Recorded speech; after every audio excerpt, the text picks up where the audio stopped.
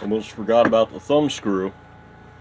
I just dipped that in the full strength purple, and probably have to dip it once more once this dries. And actually, that's one coat of thin purple and 2 coats of full strength. So after I go 2 coats of full strength on this, I might hit it with another thin if it needs it, or maybe even another full strength. Just have to wait and see how it looks compared to these other two. So the other thing I need to do is I'm planning to like on the, what was that, the X7 that I just completed, that has the floating block bridge with the individual roller fender type saddles. I think I'll do that on this thing because that's even a little better than a TOM because you get individual saddle height adjustment. And the other thing I'm going to try to do is the trick where you put a piece of metal where the pickups go, and then the pickup just sticks on it with from the magnetic pull of the magnets in the pickup, and you can slide it around to wherever you want to change the tone on the fly. I'm going to try to do that too. But doing the bridge means that I'm going to need to find a nice piece of wood, and I'm going to want to stain that the correct color too. So, and I need to go fish and see if I can find a set of roller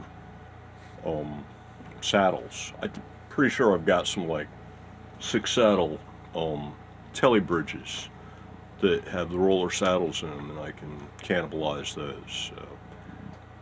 And then all the naphtha's pretty much dried on that stuff, so I can go ahead and shoot it with lacquer. I just checked outside. The it's not too humid, but it's only about 50 degrees. It's still not even 12 noon here, and it's only about 50 degrees right now, which is really marginal for squirting lacquer.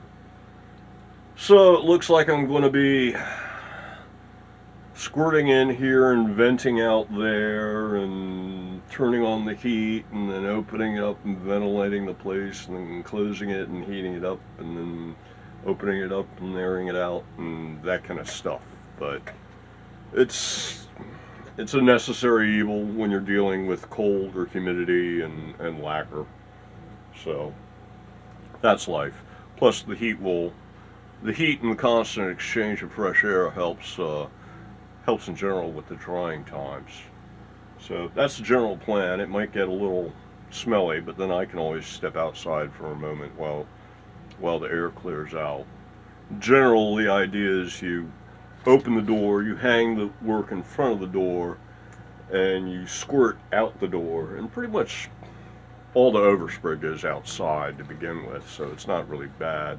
The only thing is the evaporation you get from the parts hanging in here drying, because you don't want to leave them outside when they're first wet, because they can absorb moisture from the air, and that can lead to clouding issues.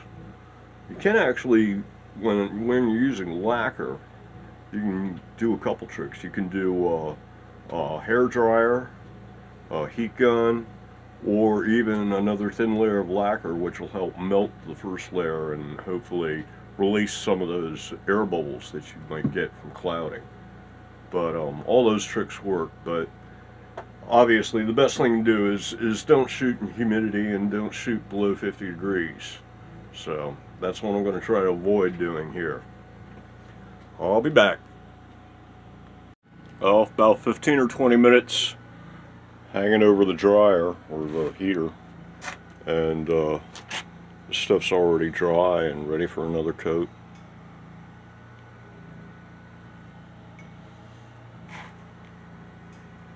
Okay, second coat of spray lacquer is on, and the heater's on again, so it's drying. I'm not really going to run the heater for a whole lot longer. Just want to warm it up in here a bit. I don't want to overcook this stuff. While I'm waiting for that, let's see. The thumb screw got a second coat. First coat's dried, so this is the second coat of the straight purple, not the diluted.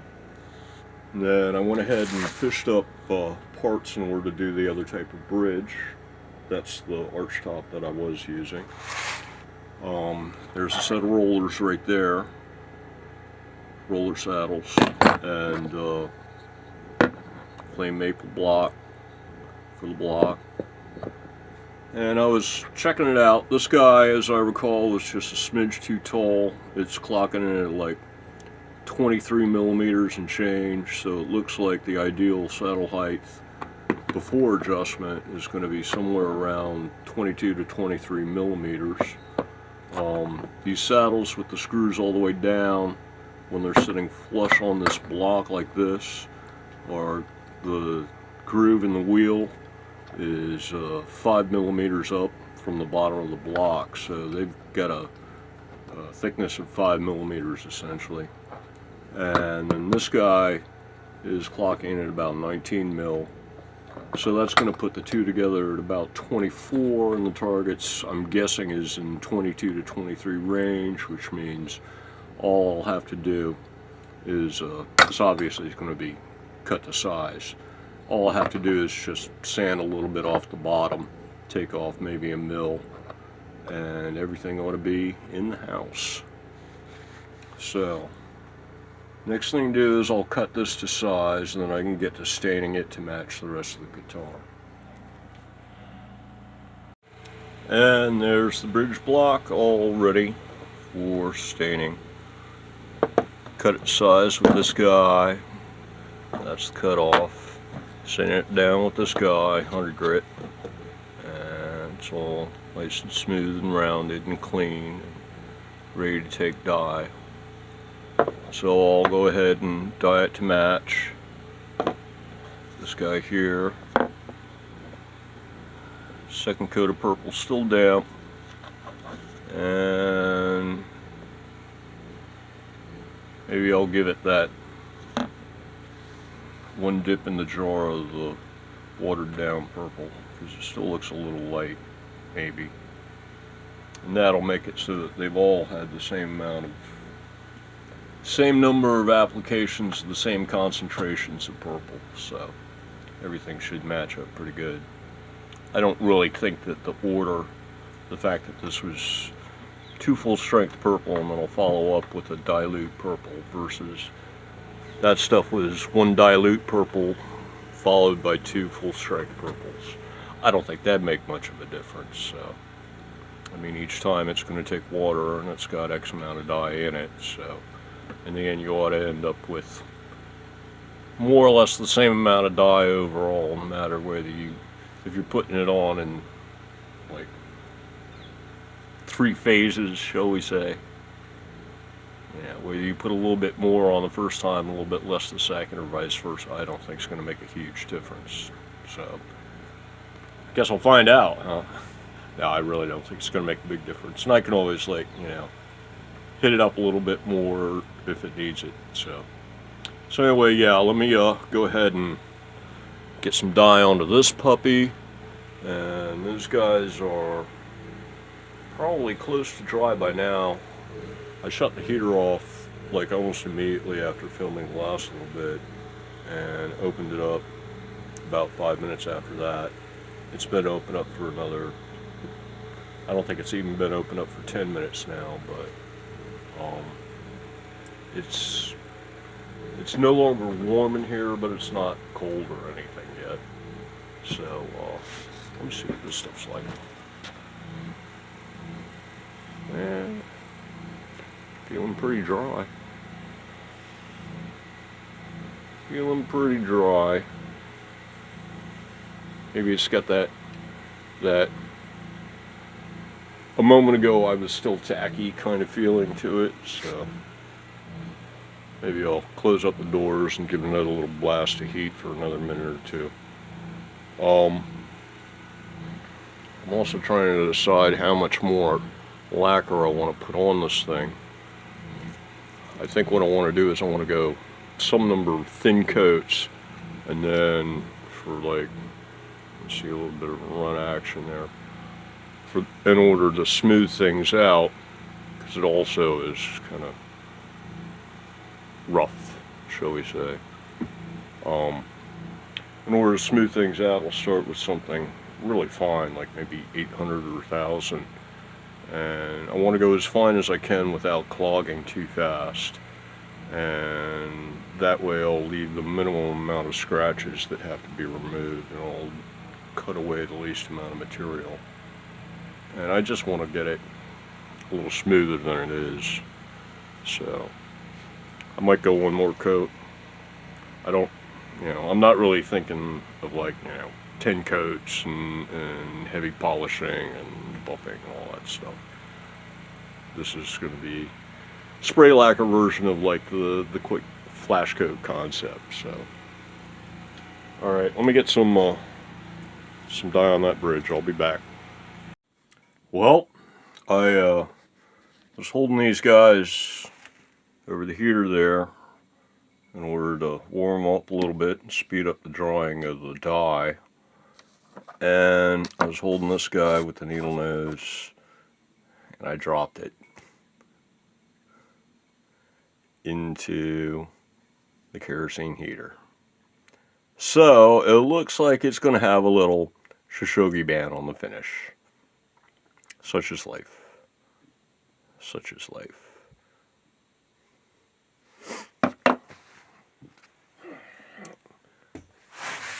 Over here, this has the third coat on it, and it's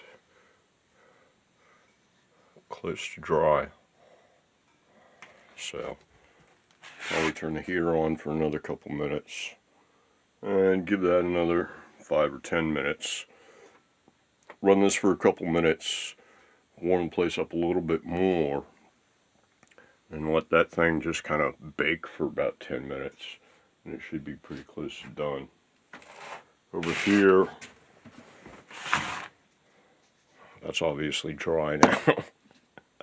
And this is dry, so I'm thinking this might be purple enough, and I can go ahead and clear coat it. And that's probably purple enough as well. I can probably clear coat it. And I started out with like 1.5 cans of Rust-Oleum clear lacquer, and I just finished off the first can. That got me through about 3 coats on all that part of the guitar, everything except for these little bits. So that's not too bad. This can is, I just cracked it open in order to finish the back of the body, and so it's still almost full. So there should be enough lacquer, unless I want to go crazy with 10 layers or something, there should be enough lacquer to finish this no problem. Because I'm probably only going to go, well, that's already got 3 and it's starting to look pretty good, so I might go one more on that, maybe. I don't know, I'll have to take a close look at it. If it's thick enough that I think I can level it without cutting through, that's all I really need. If I can get it level, film with clear coat on it. It just has to be thick enough in order to be able to bring it, to knock it down level using fine grit sandpaper. And if I can achieve that, then I've got enough clear coat built up even at the thinnest portions that everything should be okay, and I can get a pretty nice finish without an awful lot of effort. So the only downside being this is like a little on the expensive side delivered. So, but anyway, yeah, let me get to. I guess these guys are ready for lacquer, and I got to turn the heater back on. Okay, I went ahead and gave this a 4th coat of lacquer, and it's drying, and the heater's on. And over here, got my own light. These guys just got their 2nd coat of lacquer, and they are also drying. And so now I wait, and while I wait, I'm gonna catch up on my Crimson guitar building video watching. So yeah, I figured this will take, I don't know, 15-20 minutes, something like that. So see you then. Okay, stuff is still drying here, but it's getting there. While I was waiting, I went ahead and took these saddles off of that bridge, and just took the intonation screws out and the springs, and off came the saddles. And then I got the little baby Allen wrench, and I backed all these adjustment screws off until they're all just below the surface of the bottom. So these are all adjusted to their full down position, and the idea is that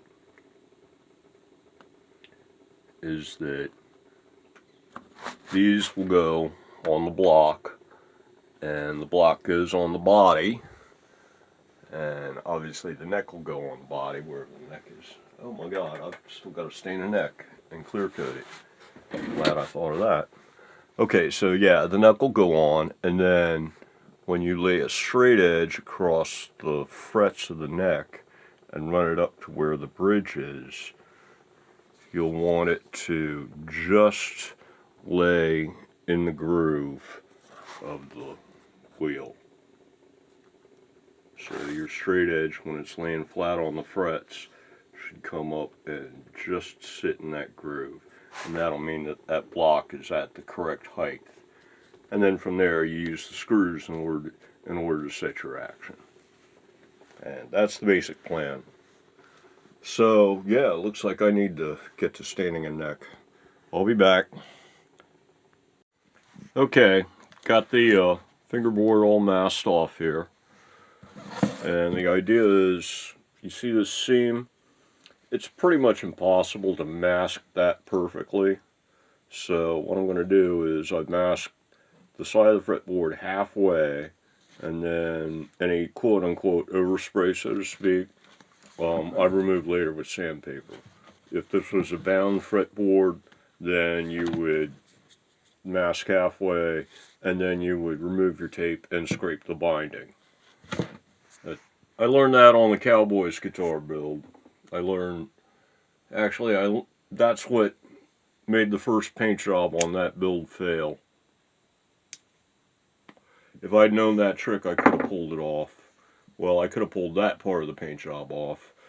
I never did find a solution for the metallic silver paint running when you tried to put clear coat over it. So, but anyway, yeah. So that's the approach I'm going to use here, and